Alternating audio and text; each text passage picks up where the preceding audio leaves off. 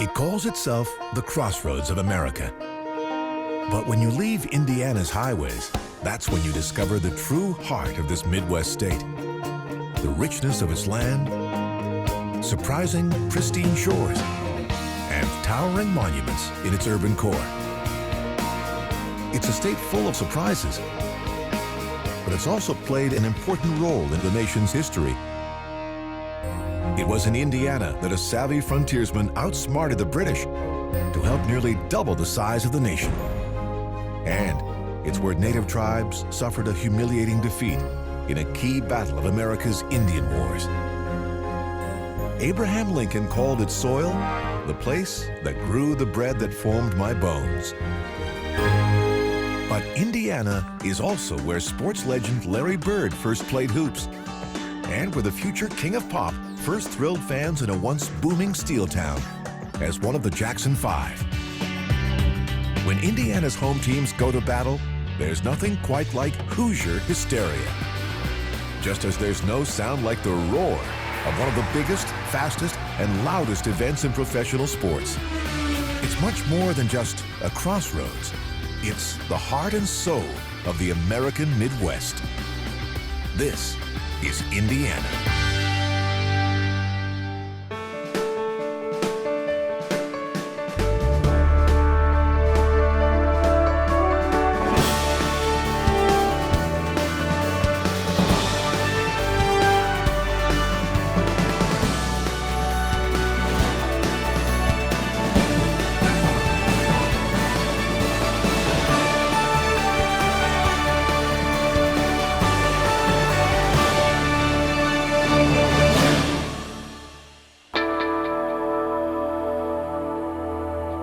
Every Memorial Day for more than 100 years, thousands have flocked to the city of Indianapolis to take part in one of the greatest spectacles in professional sports. This city isn't just the state capital, it's also the racing capital of the world. Home of the legendary Indianapolis 500. When race day arrives, hundreds of thousands pack these bleachers at the Indianapolis Motor Speedway, waiting to hear the words, "Ladies and gentlemen, start your engines."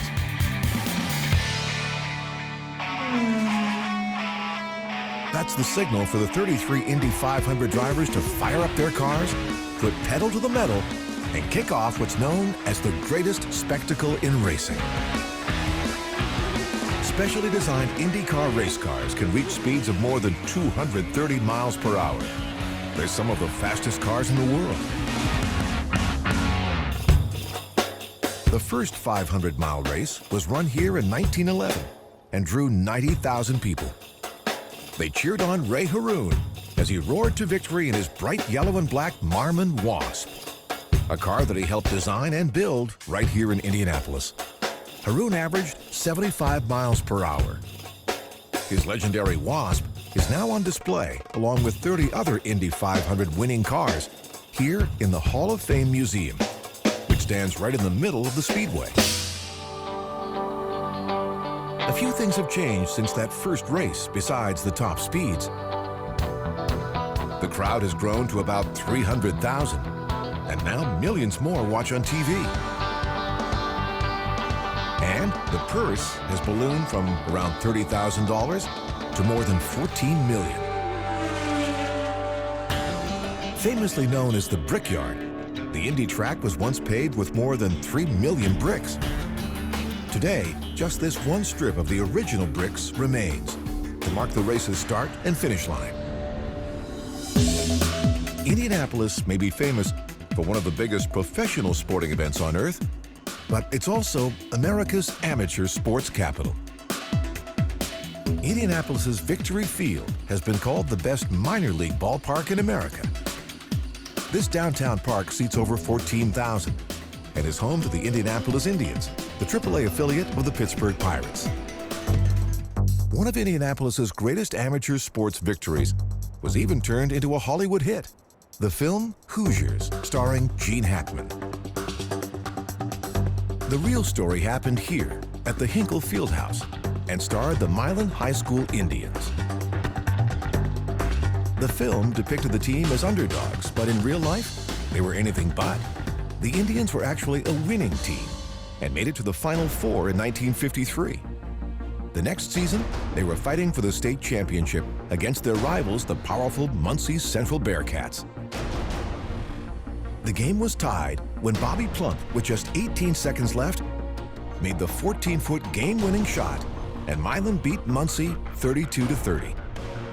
The win is known as the Milan Miracle. The movie Hoosiers was filmed here where that match was played.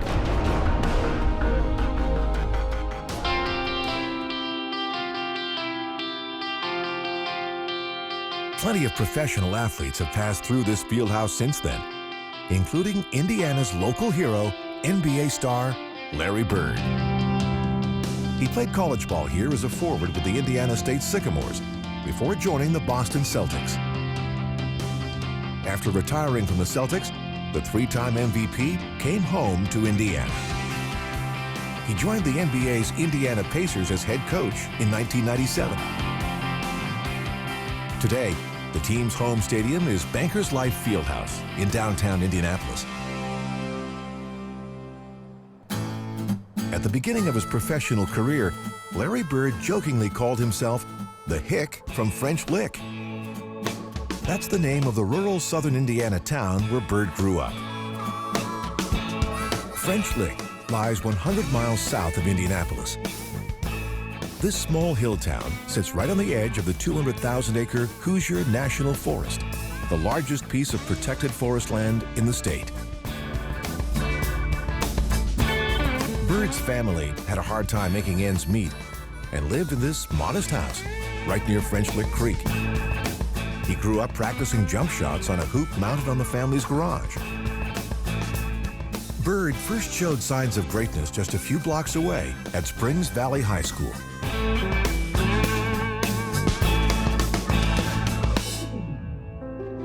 French Lick is named for its mineral springs, where wildlife once came to lick dried salt. French trappers and traders set up an outpost here in 1729.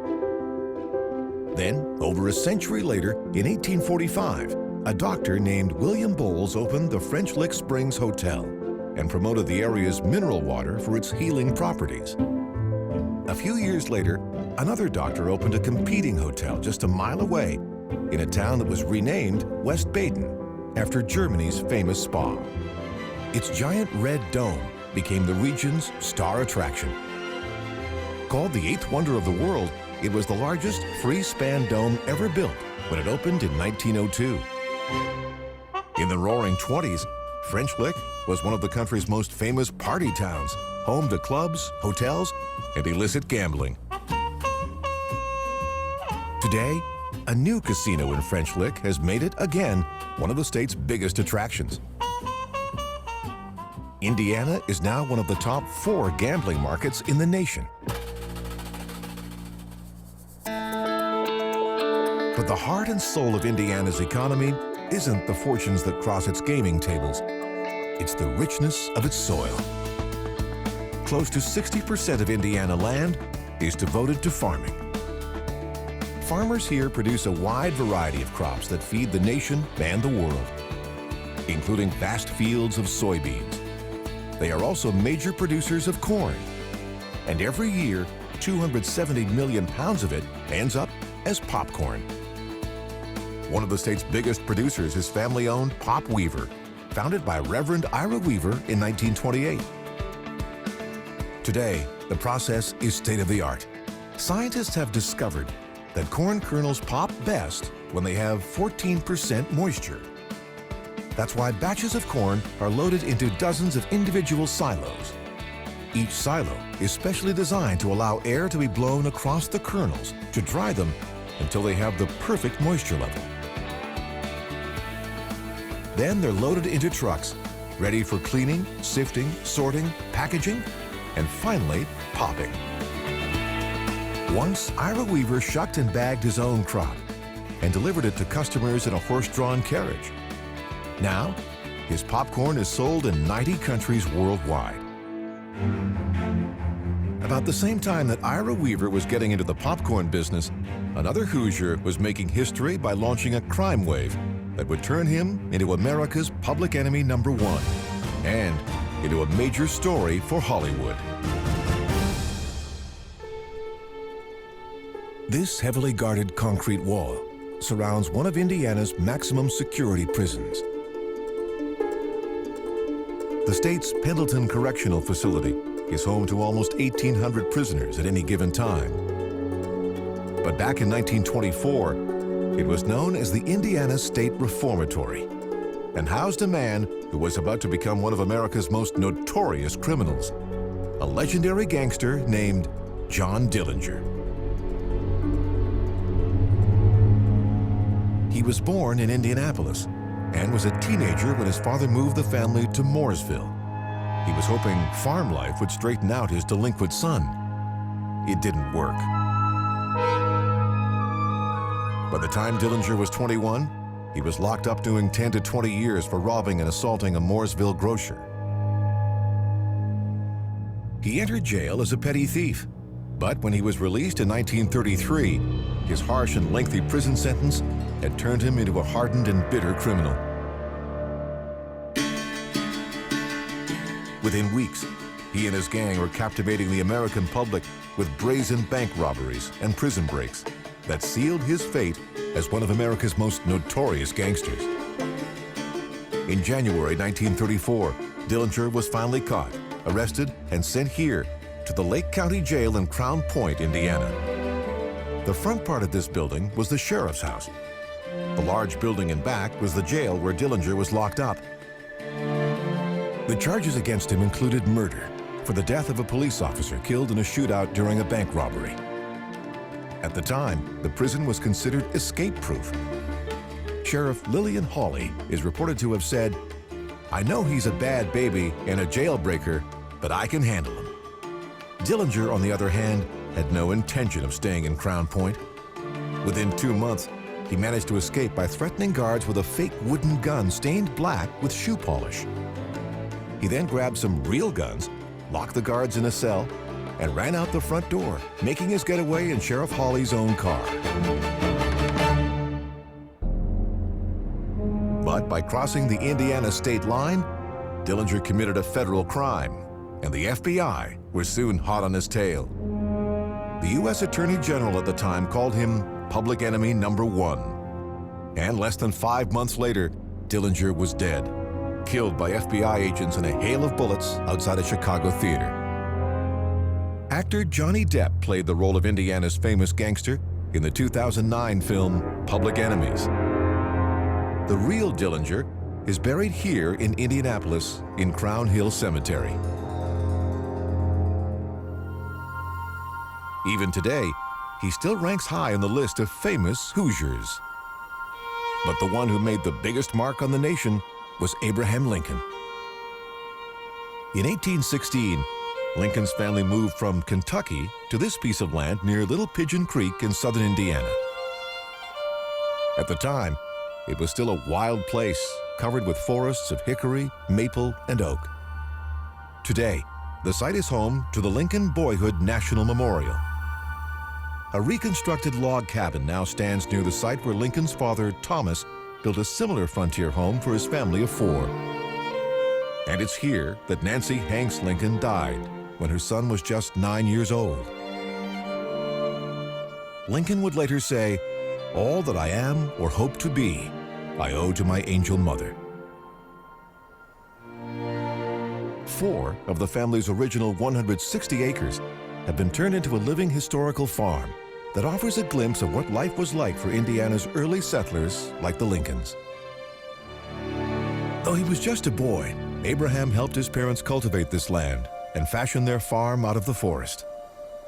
"This was the very spot," he later said, "where grew the bread that formed my bones." Not far from the old Lincoln farmhouse is this memorial to the nation's 16th president. On the walls are 13-foot-tall sculpted limestone panels depicting key moments in Lincoln's life. In 1830, when Lincoln was 21, his family left Indiana to try farm life on the prairies of Illinois, a state that would soon claim him as its own, calling itself the Land of Lincoln. But as the Lincolns were moving on, new settlers were arriving in Indiana. In 1830, those who lived here in the village of New Pekin, a former southern Indiana stagecoach stop, celebrated their first Independence Day. And they've been doing it every year since, making New Pekin the site of the longest consecutive 4th of July celebration in the nation. There are more than 200 entries each year, with everything from farm tractors, to fire trucks, to classic cars, to the high school marching band. Just about everybody in the area participates, whether they're in the parade or cheering from the sidelines. But long before the land that's now Indiana was part of an independent nation, it was home to an ancient and mysterious culture. Its members settled here on the banks of the Ohio River, which now flows along Indiana's southern border with Kentucky. These earthworks at Angel Mound State Historic Site were once the heart of a thriving community called the Mississippian culture. Up to 1,500 people lived here, beginning around 1000 AD. The town covered about 100 acres and was a center for government, trade, and religion. Archaeologists believe that the community's most important buildings were constructed on top of the largest mounds. They may have been temples or homes of a village chief. The Mississippian people were the first in North America to build permanent communities of thousands of people and do extensive farming. They grew corn to help them survive Indiana's cold winters.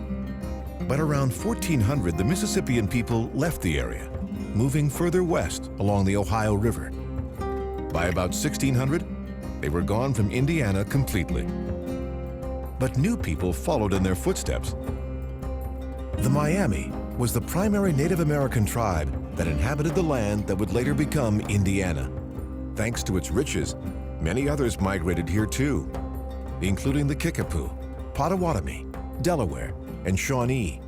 All were members of the Algonquin Nation. But trouble started brewing when Europeans arrived.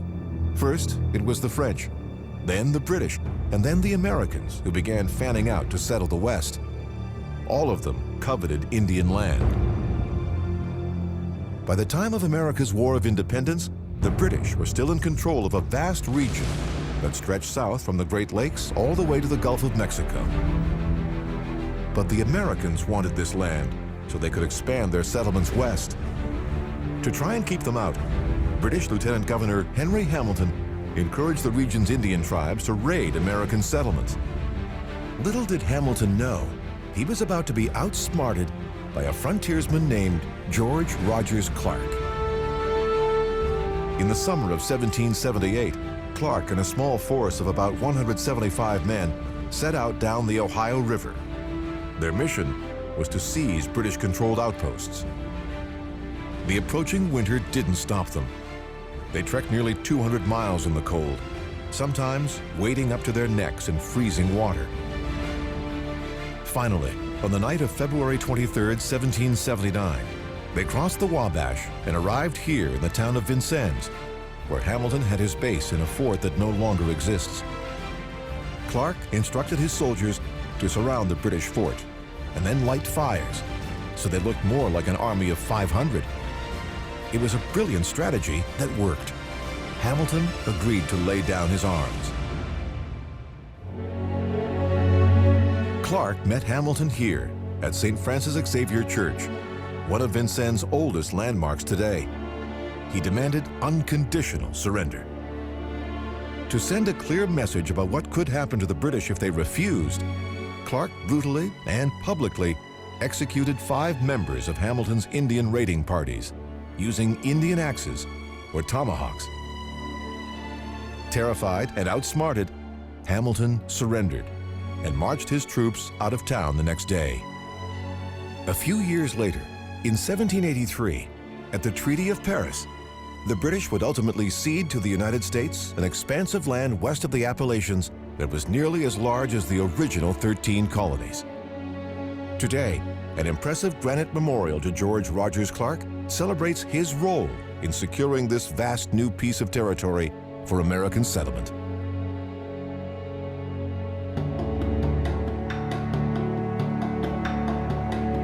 In 1787, a large piece of the land that Clark helped secure became America's Northwest Territory. It would ultimately end up being the states of Ohio, Michigan, Illinois, Wisconsin, and Indiana. It was land that nearly doubled the size of the United States at the time. But this area was still Indian land, and tribes were soon under increasing pressure as more and more Americans began migrating west.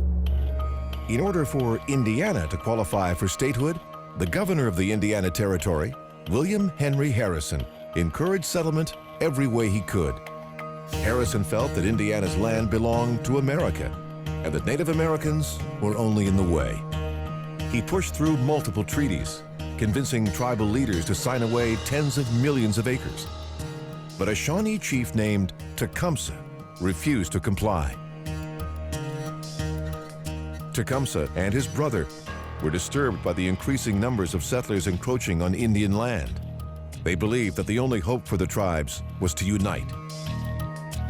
In 1808, they founded a village here on the banks of the Wabash River called Prophetstown and invited other tribes to live here and join in resistance against the government. These buildings are replicas of just a few of the dwellings that once blanketed this vast field. In 1809, at the Treaty of Fort Wayne, Harrison convinced several other tribal leaders to sign over 3 million acres of their land for just 2 cents an acre. It was the last straw for Tecumseh. He decided to retaliate by vowing to attack white settlers. But Harrison got word of the plan and decided to launch his own preemptive strike while Tecumseh was away recruiting other tribes to his cause. On November 6, 1811, Harrison and about 1,000 troops pitched camp near Prophetstown, here on the nearby Tippecanoe River. Early the next morning, Tecumseh's brother, known as the Prophet, decided to strike, convincing his warriors that his own special powers would make them victorious. They hit Harrison's troops hard in what was a bloody battle, but the Indians were unable to deal them the quick, decisive blow the Prophet had promised. Disillusioned, many warriors left the battlefield. 2 days later, Harrison's soldiers moved in and burned Prophetstown to the ground.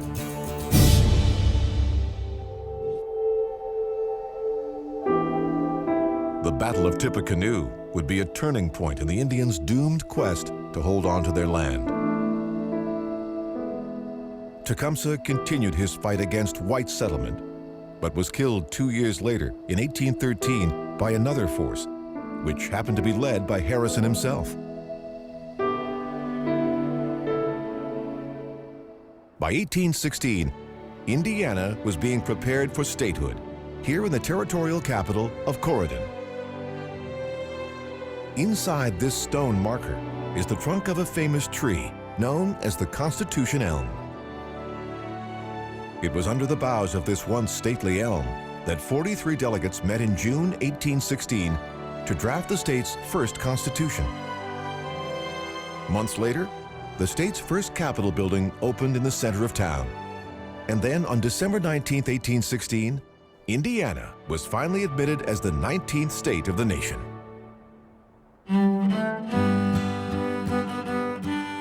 Thanks to its rich soil and the many natural waterways that wind through its fields, outsiders have been drawn to the land that's now Indiana for centuries. That's how one of the most unique towns in America, called New Harmony, got its start. Back in 1814, a German spiritual leader named Johann Georg Rapp, along with his adopted son, Frederick, and about 800 followers, purchased 20,000 acres here on the banks of the Wabash River. They were separatists from the German Lutheran Church and wanted a place where they could freely practice their faith. They called themselves Harmonists, and their new town, Harmony. The Harmonists were intensely spiritual and celibate. They believed that Christ could return at any moment and that new converts, not children, would allow their community to grow. Faith was at the heart of everything the Harmonists did, which is why they planted a labyrinth on the south edge of town for peaceful contemplation. They were also extremely industrious. Within just a few years, Harmony was not only self-sufficient, it was one of the most prosperous towns in Indiana. Impressive buildings lined its streets, including this stone granary. What they made here, from boots and harnesses to wagons and whiskey, was sold as far away as New Orleans.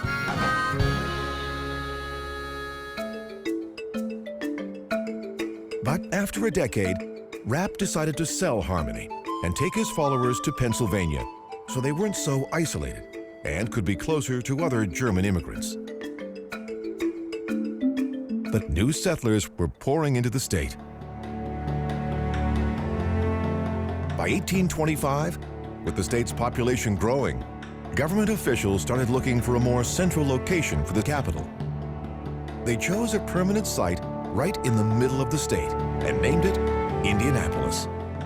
The new capital needed a new state house. The first one had to be torn down due to shoddy construction. It wasn't until 1888 that a grand new state building made from Indiana limestone was towering over town. But the heart of Indianapolis today isn't its Capitol building, it's this stunning obelisk, the Soldiers and Sailors Monument, built to honor Indiana veterans of the Civil War. It was the first memorial of its size in the nation to recognize the sacrifices of the common soldier. A bronze statue of victory tops its peak. Today, this is Indiana's official memorial to all the Hoosiers who served in conflicts up until World War I, soldiers it calls the silent victors. Together with its circle, fountains, and other sculptures, it provides Indianapolis with a stunning centerpiece. For years, this spire was the tallest thing in the city, but today, skyscrapers soar above the Indianapolis skyline.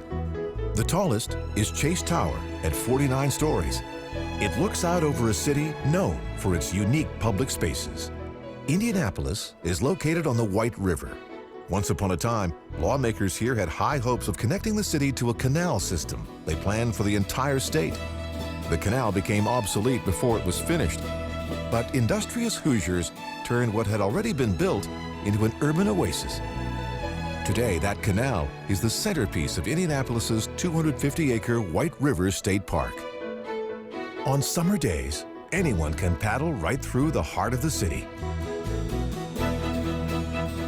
or follow the canal walking path as far as the world-renowned Indianapolis Museum of Art.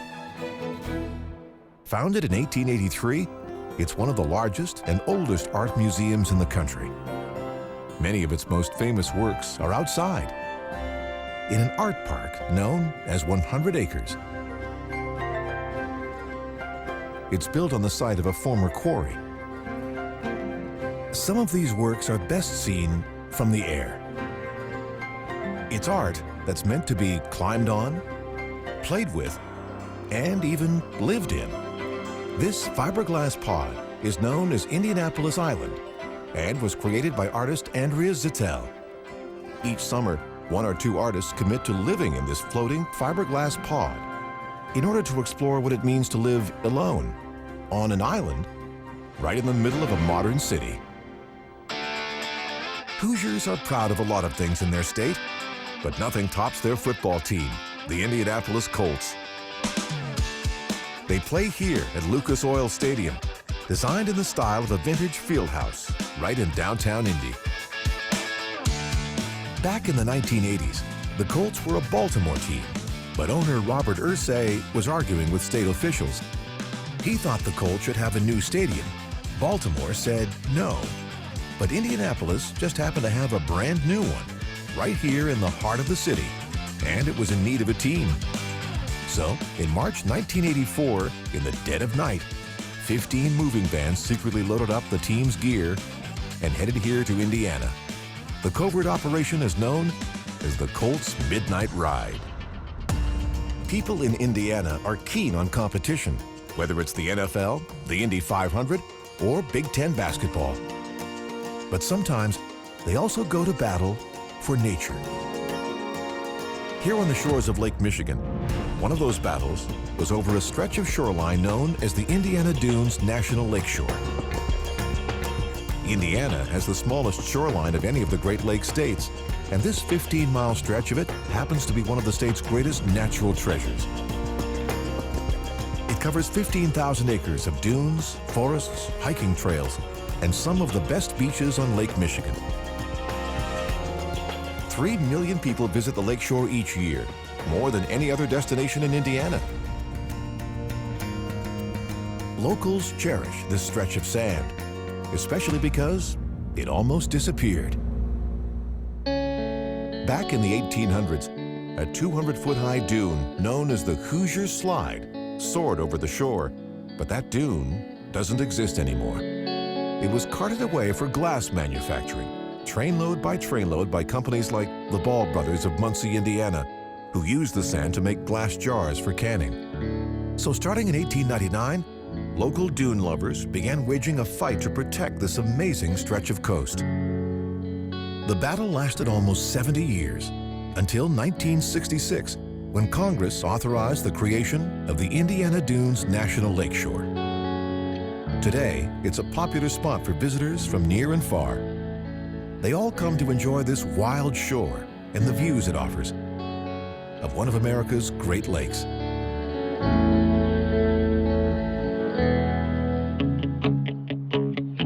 But giant industry also thrives on Lake Michigan. Right at the end of the dunes soar the towering chimneys of one of Indiana's many steel mills.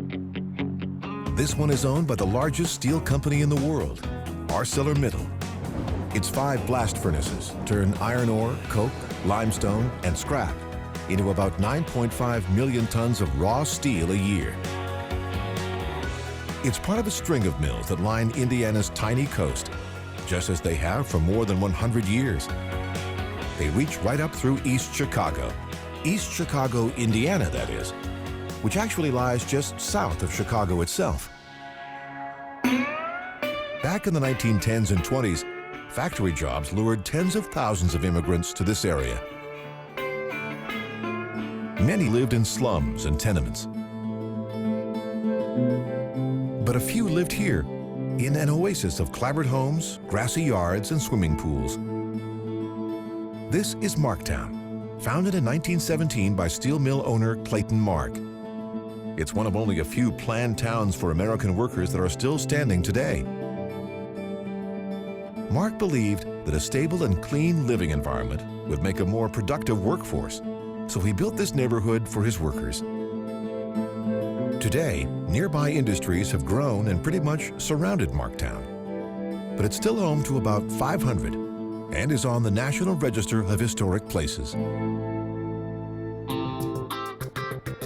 Indiana's early 20th century steel boom was so big, companies also helped create entire cities.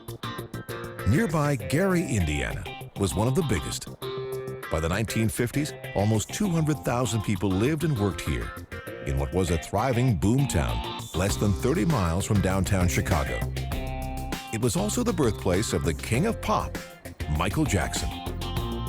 In the 1950s, Michael Jackson's father, Joe, worked here at Gary's U.S. Steel plant, which is still in operation today. When his shifts were over, he headed home to the family's tiny 2-bedroom house. His son, Michael, born on August 29, 1958, grew up here with his 8 brothers and sisters. Joe was a musician, and Michael would later say that their house was always bursting with music. Today, a steady stream of Michael Jackson's fans still stop by the house to see where the king of pop got his start.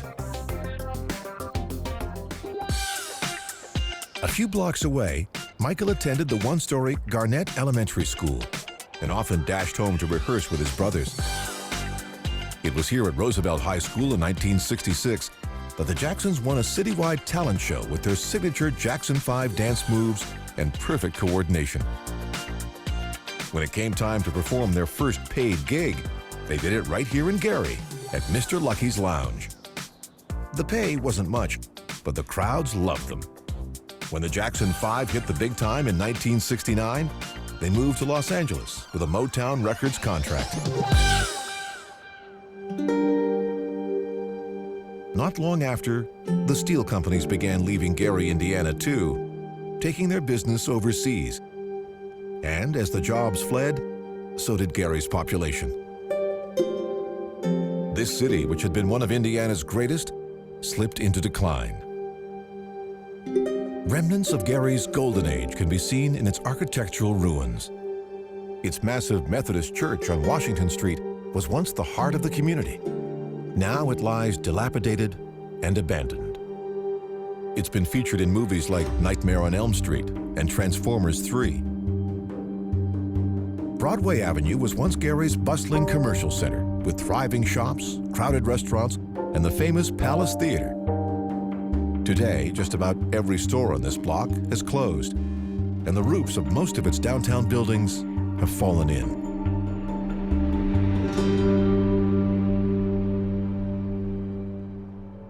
One of the biggest symbols of this steel town's decline is the Ambassador Apartment Building. It used to be home to steel company managers and executives. Now, it's being reclaimed by nature. But today, the city of Gary is hoping for a comeback. Its new mayor has big plans to revitalize Gary's downtown and its neighborhoods. Michael Jackson's block is one of the first on the list. But while Gary may be an example of what can happen when booming cities fall on hard times, Indiana is also home to one of the best examples of a thriving small town in America. A place where workers build the engines that power some of the nation's most popular pickups.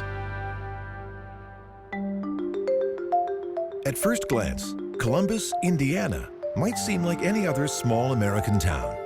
That is, until you cross its very unique Robert N. Stewart Bridge, a fully suspended bridge that was actually the first of its kind in North America. This architecturally innovative gateway is a fitting entrance to a town that's practically a museum of modernist architecture. It all began with J. Irwin Miller, head of the Cummins Engine Company. Cummins diesel engines have powered every Dodge Ram light-duty pickup since the late 1980s. Today, Cummins is the largest employer in Columbus. Miller was almost as passionate about modern art and architecture as he was about diesel technology, as can be seen in the company's corporate headquarters, designed by Pritzker Prize-winning architect Kevin Roche. He also famously believed in doing things right. Mediocrity, he used to say, is expensive. So, beginning in the mid-1950s, Miller offered, through his Cummins Foundation, to pay for first-rate architects to design the town's public buildings. The idea took off, and today, the city is filled with dozens of structures commissioned under the foundation. The very first architect that Miller lured to town was Eliel Saarinen, who brought the clean lines of modernism to Columbus in 1942 with the first Christian church. This building, with its geometric design and its own 166-foot-high freestanding bell tower, was one of the first modernist churches in America.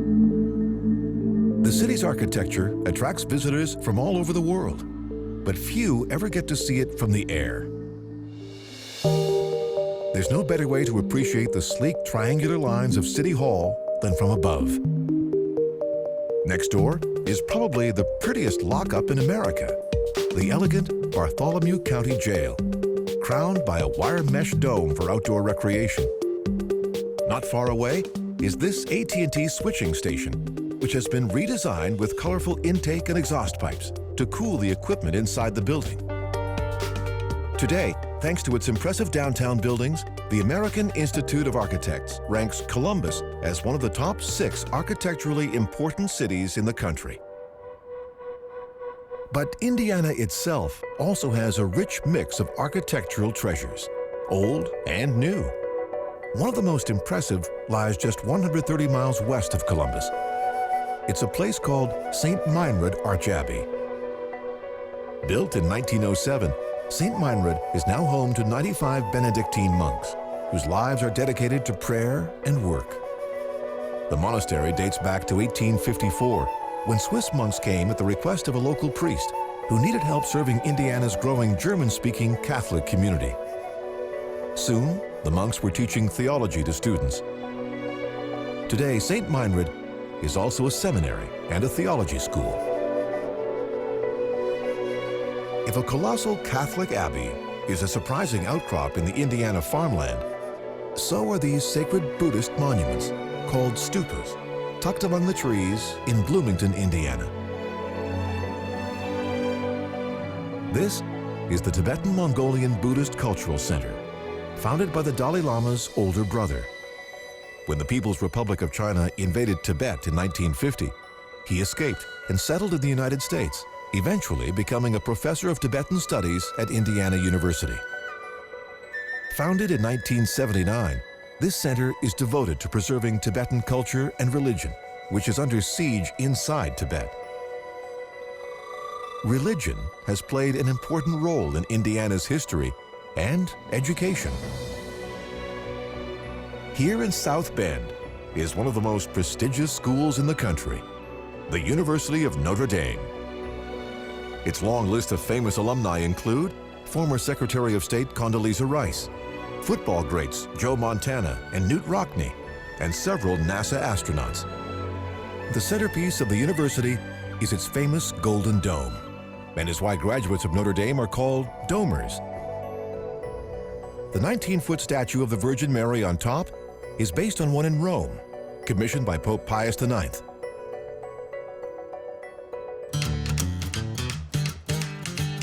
With its doors open to all faiths, Indiana has attracted people from near and far. One reason is that it's easy to get to from just about anywhere. Indianapolis lies at the heart of America's highway system. Major arteries radiate out from this city like giant spokes. 14 interstates cross through Indiana, more than through any other state.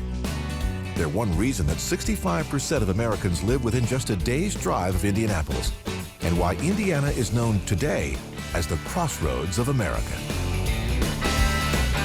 Many of the cars and trucks that ride in this impressive network of American highways are made right here in the state. Here at the General Motors plant in Fort Wayne, more than 1,400 Chevy and GMC trucks roll out of the assembly line each day. When each truck is finished, it's filled with 3 gallons of gas and takes a test drive around this quarter-mile track.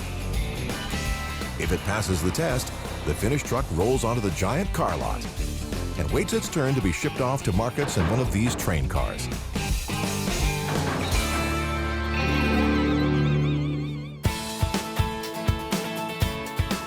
While trucks may be the vehicles of choice for many Hoosiers, it was a story about bicycle racing that gave many Americans their first taste of Indiana, thanks to the 1979 Academy Award-winning film, Breaking Away.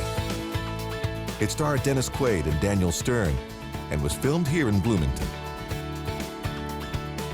The coming-of-age movie tells the story of 4 local teens who are adrift after high school and decide to compete against their Indiana University rivals in the annual Little 500 bicycle race. The actual event, modeled on the Indy 500, takes place here at the Bill Armstrong Stadium on the Indiana University campus. In the film, Dave, played by Dennis Christopher, manages to win the race with his feet taped to the pedals so he won't give up. Founded in 1820, Indiana University is one of the top public schools in the country. IU is also one of the top places for college sports, with 24 national championship teams and some 140 individual NCAA titles. All of its teams are known by the state's name, the Hoosiers. No one knows where this term actually came from, though there are dozens of legends. The one most likely is that back in the 1800s, Hoosier referred to the rough-hewn frontier folk who first settled in Indiana. Today, Hoosiers is likely the most widely used nickname of any state in the nation. Hoosier football is played here at Memorial Stadium, An IU's rivalry with another Indiana football team, Purdue University's Boilermakers, is one of the most heated in Big Ten college sports. There's no question that Hoosiers are industrious and proud of their state and their accomplishments. Whether they're mining riches from this Indiana earth, growing a bounty of vegetables on their verdant farmland, building some of the greatest architecture in America, or racking up NCAA championships on the basketball court. And whatever the origin of their nickname, Hoosiers wear it proudly as a symbol of the rugged individualism and independent spirit that built this state, Indiana.